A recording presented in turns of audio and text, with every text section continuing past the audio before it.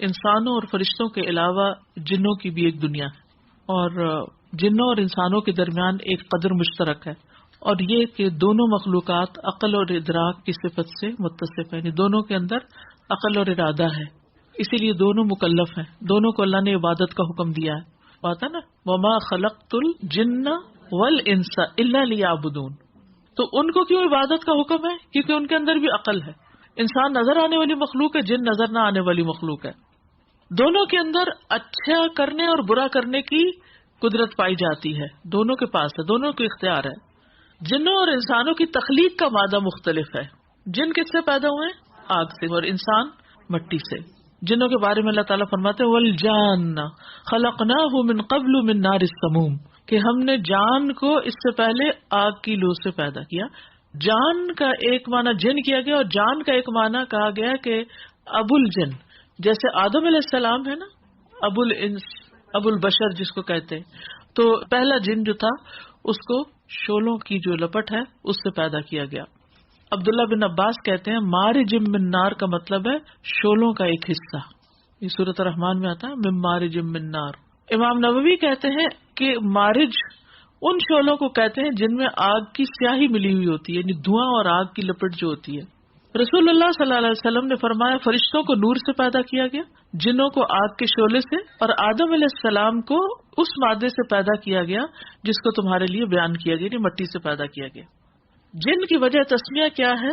جن کو جن اس لیے کہا جاتا ہے کہ یہ نظر نہیں آتے، جیسے باغات کو جنت کہا جاتا ہے کیونکہ اس کی درختوں کی ٹہنیاں بھی اتنی زیادہ ہوتی ہے کہ اندر سے کچھ نظر نہیں آتا۔ یہاں بھی کئی پارکس میں اتنے گھنے درخت ہیں کہ آپ اس کے پیچھے دیکھ نہیں سکتے۔ ماں کے پیٹ میں جو بچہ ہوتا ہے اس کو جنین کہا جاتا ہے کیونکہ وہ بھی نظر نہیں آتا۔ ڈھال کو مجنہ کہا جاتا ہے کیونکہ جنگجو اس کو سامنے لا کے پیچھے چھپ جاتے ہیں۔ جنوں کی ساخت اور حلیے کے بارے میں جو قرآن و سنت سے پتہ چلتا ہے وہ یہ کہ ان کے دل، کان اور آنکھیں اور آواز اور دیگر چیزیں، یعنی ان کے بھی اعضاء ہیں، اسی طرح وہ کھاتے پیتے بھی ہیں۔ جنوں کی 3 بڑی قسمیں ہیں۔ نمبر 1 وہ جن کے پر ہے اور ہوا میں اڑتے ہیں، انسان نہیں اڑ سکتے لیکن جنات کی ایک قسم اڑتی ہے۔ دوسری قسم سانپ اور کتے کی قسم ہے، یعنی وہ سانپ اور کتے کی شکل میں ہے۔ اور ایک قسم وہ ہے جو کہیں رہتے ہیں پھر وہاں سے چلے جاتے ہیں، گھروں میں رہتے ہیں، جنگلوں میں رہتے ہیں، پانی پر رہتے ہیں، یعنی مختلف جگہوں پر انہوں نے بسیرا ڈالا ہوا ہے۔ یعنی ان کی تعداد اتنی زیادہ ہے، یعنی اتنی کثرت سے ہیں جنات کی، اگر ہمیں نظر آئے تو شاید کوئی جگہ خالی نظر نہ آئے۔ پھر اسی طرح کالا کتا جو ہے اس کو بھی شیطان کہا جاتا ہے، یہ حدیث میں آتا ہے سنن نبی داؤد کی، اسی لیے کالے کتے کو مارنے کا حکم ہے۔ پھر اسی طرح اندھیرا ہو یا کالی چیزیں وہ جنات کو زیادہ اٹریکٹ کرتی ہیں۔ جنات کی قوت جو ہے وہ انسانوں کے مقابلے میں بعض چیزوں میں زیادہ ہے، مثلاً ان کی تیز رفتار حرکت، بہت تیزی سے موو کرتے ہیں، بہت جلدی ایک جگہ سے دوسری جگہ پر پہنچ جاتے ہیں۔ جیسے سلیمان علیہ السلام کی جو کہانی ہمیں ملتی ہے اس میں ملکہ سبا کا جو تخت اٹھوانا تھا تو ایک نے کہا کہ میں اٹھا کے لاتا ہوں اس سے پہلے کہ تم اپنی مجلس سے اٹھو، یعنی کچھ گھنٹے لگیں گے کہ حضرت سلیمان کی کورٹ یا دربار ان کا لگتا تھا، یعنی ظہر کی مثلا نماز سے پہلے پہلے میں لے آؤں گا۔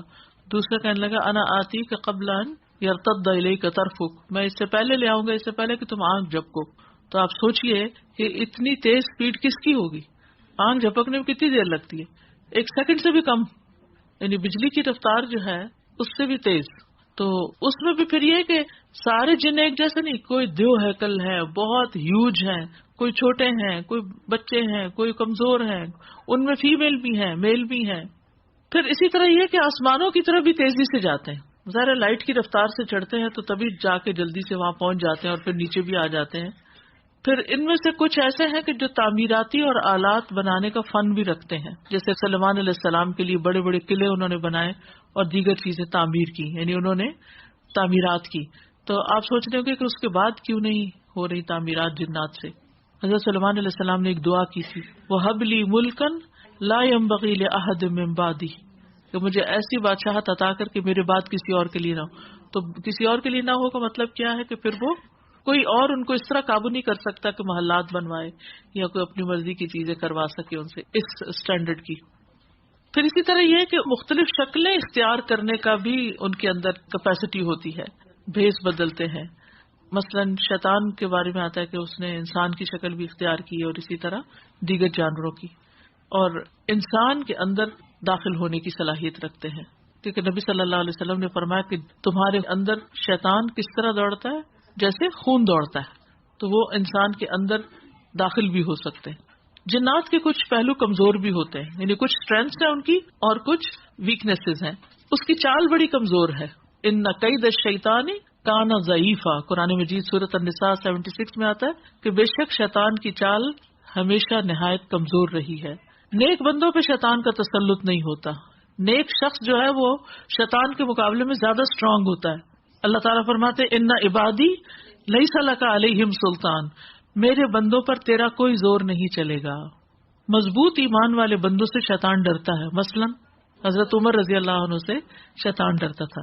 جنات کو مطیع اور تابع فرمان بھی کیا جا سکتا ہے، جیسے سلیمان علیہ السلام کے لیے تھے، وہ ان کے لیے کام کرتے، جس کو چاہتے سزا دیتے، جس کو چاہتے قید کر دیتے، وہ ان کے لیے پانی میں بھی غوطے لگاتے تھے، یعنی سمندر کے اندر جا کے بھی چیزیں نکال کے لاتے تھے۔ پھر اسی طرح یہ کہ وہ معجزات نہیں لا سکتے، جیسے پیغمبروں کے معجزات ہوتے ہیں، جن معجزے نہیں لا سکتے۔ وہ خواب میں رسول اللہ صلی اللہ علیہ وسلم کی شکل اختیار نہیں کر سکتے، یعنی اصل صورت میں کبھی بھی نہیں آ سکتے۔ اور شکلیں کر کے تو وہ کہہ سکتے ہیں ہم پیغمبر ہیں، لیکن ہمیشہ جو شخص خواب میں نبی صلی اللہ علیہ وسلم کو دیکھتا ہے اس کو سوچنا چاہیے کہ کیا دیکھا اس نے، اور بعض اوقات وہ اس حلیہ مبارک سے بالکل الگ ہوتا ہے جو ہمیں تاریخ میں ملتا ہے، اوتھینٹک ملتا ہے۔ پھر اسی طرح یہ ہے کہ آسمان و زمین کی ایک حد تک پہنچ سکتے ہیں، اس سے آگے نہیں جا سکتے، ان کی لمٹس ہیں۔ قرآن مجید میں آتا ہے یا معشر الجن والانس ان استطعتم ان تنفذوا من اقطار السماوات والارض فانفذوا لا تنفذون الا بسلطان، کہ اے جنوں سے اگر تمہارے اندر طاقت ہے کہ زمین و آسمان کے کناروں سے بھاگ نکلو تو ذرا بھاگ کے دکھاؤ، تم بھاگ نہیں سکتے، یعنی وہ اللہ کے پورے کنٹرول میں ہے۔ انسانوں کے بس میں نہ بھی ہوں لیکن اللہ سے کہیں بھاگ کے نہیں جا سکتے۔ اسی طرح جنات بند دروازے نہیں کھول سکتے، بسم اللہ پڑھ کے آپ جو دروازہ بند کرتے ہیں، الماری کا، ڈرار کا، کسی بھی چیز کا، سیف کا، تو اس کو نہیں کھول سکتے۔ بعض لوگ کہتے ہیں ہمارے پیسے چوری ہو گئے، تو انہوں نے بسم اللہ پڑھ کے بند نہیں کیا ہوگا، ورنہ ان کے اندر اتنی طاقت نہیں۔ اسی طرح ان کی کچھ خوبی اور کچھ خرابی بھی ہوتی ہے۔ قرآن مجید میں آتا ہے وَإِنَّا مِنَّا الصَّالِحُونَ وَمِنَّا دُونَ ذَلِكَ كُنَّا طَرَائِقَ قِدَدًا، سورۃ الجن میں کچھ ہم میں سے مسلمان ہیں اور ہم میں سے کچھ اس کے علاوہ ہیں، ہم مختلف گروہ چلے آ رہے ہیں۔ پھر جن انسان کو چمٹ بھی جاتے ہیں، پوزیس کر لیتے ہیں، یعنی مسلمانوں کے ائمہ میں سے، اسکالرز میں سے کوئی بھی اس بات کا انکار نہیں کرتا، جو اوتھینٹک اسکالرز ہیں، کہ جنات دورہ پڑے ہوئے اور دیگر لوگوں کے جسم میں داخل ہو جاتے ہیں۔ انسان جنات کے ساتھ تین طرح کا معاملہ کرتے ہیں، یعنی انسان جنوں کے ساتھ کیسے ٹریٹ کرتے ہیں؟ تین طرح۔ نمبر ایک، شیطانی معاملہ، جیسے جادوگر اور کاہن کرتے ہیں، اور اس کے حرام ہونے اور شرک ہونے پر اتفاق ہے، یعنی جادوگر جس طرح جنوں کو ٹریٹ کرتے ہیں ایسے کرنا منع ہے۔ نمبر دو، رحمانی معاملہ، یہ اس وقت ہوا جب جنات رسول اللہ صلی اللہ علیہ وسلم کے پاس آئے اور آپ کی رسالت کے بارے میں سنا، اس پر عمل کیا اور اپنی قوم کو تبلیغ کی۔ تو اگر کوئی شخص جنات کو تعلیم دیتا ہے، تبلیغ کرتا ہے یا ان کو کوئی اچھی بات سکھاتا ہے تو یہ جائز ہے۔ بعض لوگوں نے مجھ سے ذکر کیا کہ ان کے کوئی بزرگ تھے، ان کو جنات اپنے علاقے میں لے گئے اور کہا کہ ہمیں واعظ کرو، ہماری قوم کو نصیحت کرو، اور انہوں نے باقاعدہ ان کو قرآن پڑھ کے سنایا اور تعلیم بھی دی۔ تو ایسا کرنے میں کوئی حرج نہیں، یہ ہر ایک کے ساتھ تو ایسا نہیں ہوتا، لیکن یہ کہ خاص لوگوں کے ساتھ ایسا ہو بھی سکتا ہے، اور یہ بھی چیز سننے میں آتی ہے۔ پھر اسی طرح شاہی معاملہ جو سلیمان علیہ السلام نے کیا جنوں کے ساتھ، لیکن ان کے بعد وہ ختم ہو گیا کیونکہ انہوں نے کہا قال رب اغفر لی وہب لی ملکا لا ينبغی لأحد من بعدی، کہ اے میرے رب مجھے بخش دے اور مجھے ایسی بادشاہی عطا فرما جو میرے بعد کسی کے لیے لائق نہ ہو، یعنی کسی اور کو نہ ملے۔